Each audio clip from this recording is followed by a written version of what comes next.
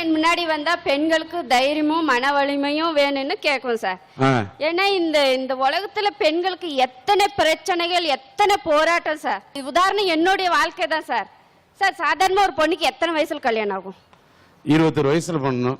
எனக்கு 13 வயசுல ஆச்சு சார். ஏன்னா எங்க அப்பா அம்மா அறியாம சார். எங்க அப்பா அம்மா 2 பேருமே வேலைக்கு போக வேண்டிய சூழ்நிலை சார். அதனால பொண்ணு வீட்டுல வச்சுக்க முடியாது, உனக்கு கல்யாணம் பண்ணி கொடுத்துடணும். 13 வயசுல எனக்கு கல்யாணம் பண்ணாங்க சார். அப்ப 7ஆம் கிளாஸ் படிச்சிருந்தேன் சார். எனக்கு ஒண்ணுமே தெரியல.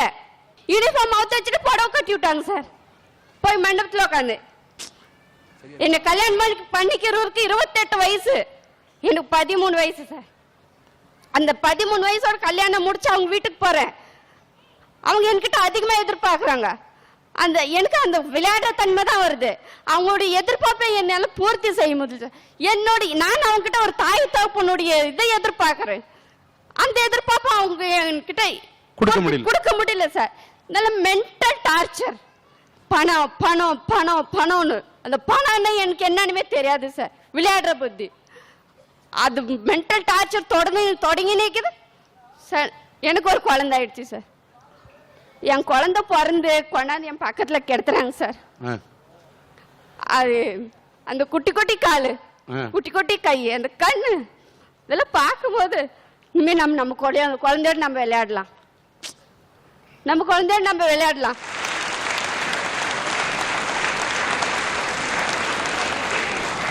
ஒரு இது குழந்தை பாடும் தாலாட்டுன்னு பாட்டு தான் நான் எழுதியிருக்கிறேன்.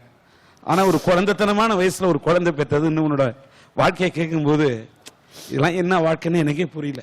18 வயசுல ஒரு பொண்ணு கையில் என்ன சார் கொடுப்பீங்க? கல்யாண பத்திரிக்கை கொடுப்பீங்க. எனக்கு டைவர்ஸ் பத்திரிக்கை கொடுத்தாங்க சார். டைவர்ஸ் பத்திரிக்கைன்னு எனக்கு என்னன்னு தெரியாது சார். எதுக்காகன்னு எனக்கு ஒண்ணுமே புரியாது. கையெழுத்து கேட்டாங்க. என்னுடைய தேவையெல்லாம் உங்களால பூர்த்தி செய்ய முடியாது. உங்க அப்பா அம்மா எனக்கு வேலை வாங்கி கொடுக்கல, எனக்கு தேவையான வசதி எல்லாம் அவங்க செஞ்சு கொடுக்கல, எனக்கு உண்மை கூட வாழறதுக்கு விருப்பம் இல்லை. கையெழுத்து போட்டேன். அப்போ குழந்தை 3 வருஷ பையன், பொண்ணு 2 மாசம் சார் வயிற்றுல. கையெழுத்து போட்டு கொடுத்துட்டேன் சார். அந்த குழந்தைய பெற்றெடுக்கிறதுக்கு எவ்வளவு கஷ்டம் தெரியும் சார். அம்மா தாய்க்கெல்லாம் இந்த மாதிரி பொண்ணுங்களுக்கெல்லாம் எவ்வளவு கஷ்டம்னு தெரியும் சார். சாதாரண ஒரு குழந்தை பிறந்து எவ்வளவு கிலோ இருக்கும் சார்? சொல்லுங்க. 2 கிலோ 3 கிலோ இருக்கும். என் பொண்ணு 3/4 கிலோ இருந்தா சார். 3/4 கிலோ. அந்த குழந்தைக்கு என்னுடைய பால் மார்பிள் இருந்து பாலை குடிக்கிறதுக்கு கூட வலி சக்தி இல்லை சார். மூக்குல டியூப் வச்சுதான் சார். அந்த டியூபால குழந்தைக்கு பால் ஊத்துவோம். டாக்டர்ஸ் எல்லாம் சொன்னாங்க, உங்களால அந்த குழந்தைய வளர்த்த முடியாது, கொடுத்துட்டு போயிடுங்க. நான் கொடுக்கல சார். என் குழந்தை அது தூக்கிட்டு அதுக்கு ஈட்டு வேணும் சார். குழந்தைக்கு ஈட்டு வேணும். வயிற்றுல வச்சு வச்சு வச்சு வச்சு காப்பாத்திட்டு சார். இன்னைக்கு 10th முடிச்சிருக்கா சார் குழந்தை.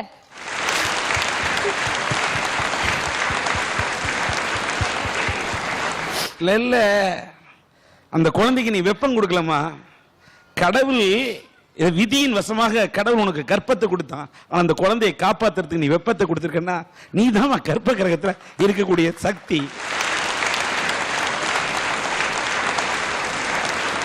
தாயாந்து வளர்க்கல, நானும் ஒரு குழந்தை இருந்தா அவங்க கூட வளர்த்துன்னு சார்.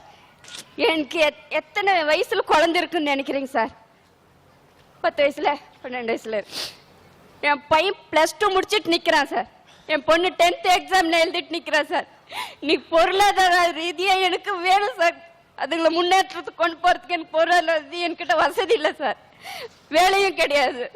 ஆனா போராடுவேன். உலகத்துல போராடுவேன். நீ குழந்தைகளுக்காக போராடு சார். எவ்வளவு கஷ்டம். அற்புதம். நீ போராடு, கவலைப்படாத. உன்னுடைய குரல் நீ கீழே இருந்து பேசுற, மேல பாரு. கேட்பது எவர்? கேட்பது எவன்? அந்த சிவன். அவன் பாதத்திலே நீ நீராடுகிறாய், போராடுகிறாய், கண்ணீரை சிந்துகிறாய். உன்னுடைய கண்ணீர் குரல் அவர் காதிலே விழும். நிச்சயமாக அந்த இறைவன் அருளால் உன் வாழ்க்கை எழும் சார். சாதாரணமா குழந்தைக்கு தான் தாய் சொல்லி கொடுக்குவா சார். என் பிள்ளை எனக்கு படிச்சு கொடுத்தா சார். நான் 10th டைரக்ட் எக்ஸாம் நான் கல்யாணம் ஆகும்போது 7th படிச்சிருந்தேன் சார். என் குழந்தை பிறந்த பின்னாடி டைரக்ட் எக்ஸாம் எழுதுறேன் சார். என் பையன் 7th படிக்கிறான், நான் 10th எக்ஸாம் எழுத போறேன் சார். என் பையன் சொல்லி கொடுத்த சப்ஜெக்ட்ல பாஸ் ஆயிட்டேன் சார்.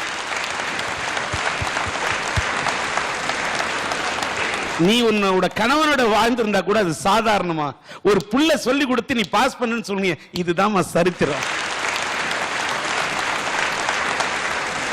பெண் என்பவள் அவள் எதையும் தாங்கக்கூடிய ஒரு சுரங்கம், இரும்பு சுரங்கம், அவள் ஒரு தங்க சுரங்கம் என்பதை பறைச்சாற்றுவதற்கு உனக்கு இடம் கொடுத்ததாமா இந்த அரட்டை அரங்கம்.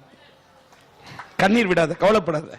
சார், குழந்தைகளுக்காக எத்தனை போராட்டம் வரட்டும் சார், எத்தனை கஷ்டம் வரட்டும் சார், நான் போராடி இந்த சமுதாயத்துக்கு நல்ல குழந்தைங்களை 2 கொடுப்பேன் சார்.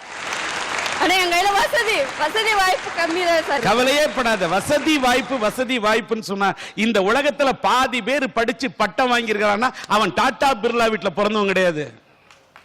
செய்த மாதிரி படாத பாடுபட்டு எத்தனையோ உன்னுடைய ஏழை தாய்மார்களுடைய கண்ணீர் தான் இன்னைக்கு பல பேரை இட்லி வித்து, பூ வித்து, கருவாடு வித்து, கத்திரிக்காய் வித்து, சாதாரண ஏழை தாய்மார்கள் அவ தன்னுடைய முந்தானையில முடிஞ்சு வச்ச காசுல சாதாரண மாடு கறந்து, பால் கறந்து, எரும மாடு, பசு மாடு பால் கறந்து, சாணி தட்டி, கால் வலிக்க கால்ல செருப்பு கூட போடாம வரப்புல நடந்து கஷ்டப்பட்ட ஏழை தாய்மார்கள் வெடித்த கண்ணீர்ல தான் பல பையன் படிச்சிருக்காமா.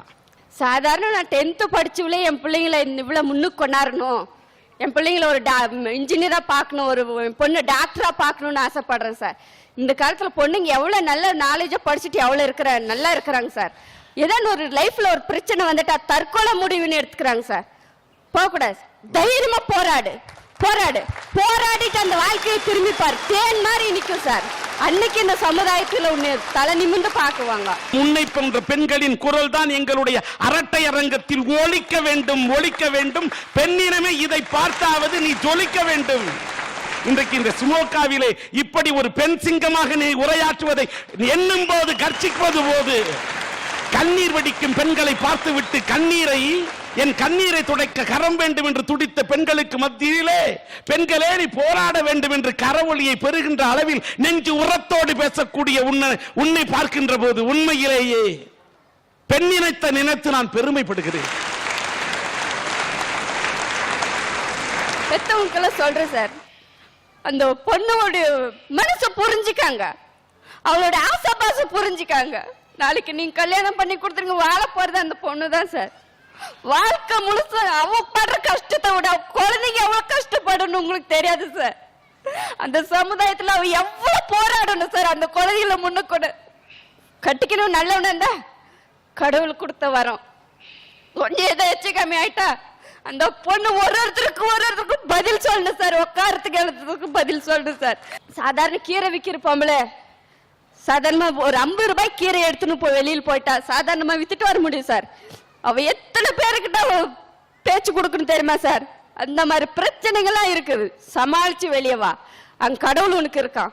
அன்னைக்கு கேளு, கடவுளே என் கஷ்டத்தை தீர்த்து, நிச்சயமா தீர்த்து வைக்கவானா கடவுள். நம்மளை படைச்சுவான், நம்ம கூப்பிடும் போது நம்ம போகணும், அதுக்குள்ள நம்மளா முடிவு எடுக்க கூடாது.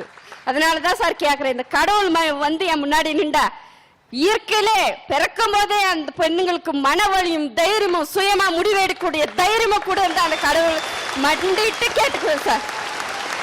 உன்னை மனதார பாராட்டுறேன். இறைவா கடவுளே எனக்கு பணம் வேண்டும் என்று கேட்கக்கூடிய மனத்துக்கு மத்தியிலே போராட நல்ல மனத்தை கொடு என்று கேட்ட உன்னுடைய நல்ல மனத்தை பார்க்கும் போது பெண் என்பவள் வதங்கும் பூவாக வாடும் பூவாக தான் பார்த்திருக்கிறேன். நீ உன்னை போராடும் பூவாக பார்க்கின்ற போது பெண்ணே உன் மனம் ஒரு பூ மனம். உன் வாழ்க்கையிலே இறைவன் அருளால் வீச வேண்டும் நறு மனம், நல் மனம்.